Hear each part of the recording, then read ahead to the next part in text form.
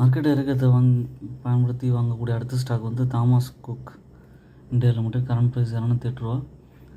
இவங்க வந்து passport service, business, leisure travel எல்லாத்துலேயும் இருக்காங்க.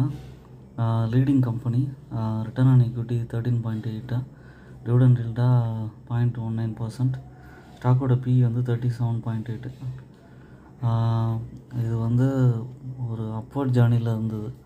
ஒரு ₹100, ₹120 ரேஞ்சில் இருந்தது வந்து ₹220 வரைக்கும் போயிருக்கு. ஸ்விங் ட்ரேடிங்க்கும் பயன்படுத்த முடியும், லாங் டேர்முக்கும் யோசிக்கலாம்.